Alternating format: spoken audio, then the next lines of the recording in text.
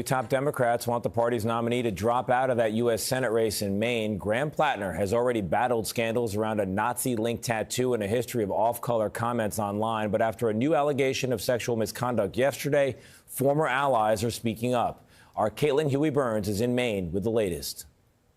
By midday Tuesday, Graham Platner had lost almost all support from the national Democrats who once championed him, including Bernie Sanders, who had joined him on the campaign trail.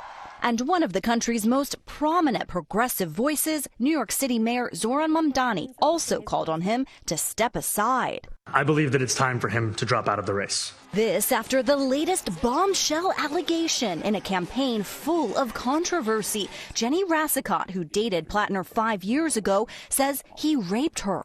He violated multiple layers of consent that night by coming into my home when I asked him not to, and by advancing on me when I told him not to. Platner denied the allegation, but acknowledged the need to reassess his campaign. We are taking the time to reflect on the best path forward. Now the clock is ticking. Democrats see Maine as one of the best opportunities to pick up a seat in their hopes of winning back the Senate. But Platner only has until Monday to leave the race in order for the state Democratic Party to pick a replacement by their deadline of July 27th.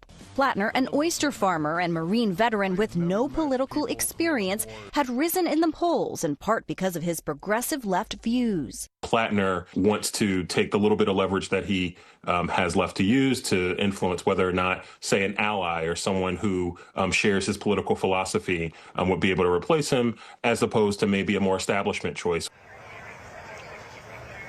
Now, if Platner doesn't drop out by that July 13th deadline, he will remain on the ballot. And already another Democrat has filed paperwork to try to replace Platner if he does indeed decide to drop out. Tony. Caitlin, on another political front, Kentucky Republican Senator Mitch McConnell has been hospitalized since June 14th. No details have been shared by his office. What do we know?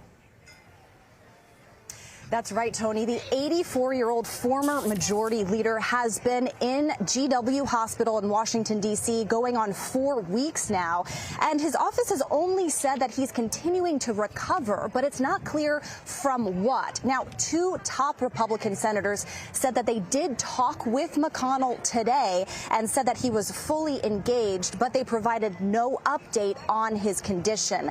McConnell has had several health scares in the past, and he had already decided not to seek an 8th term. Tony. Caitlin, thank you.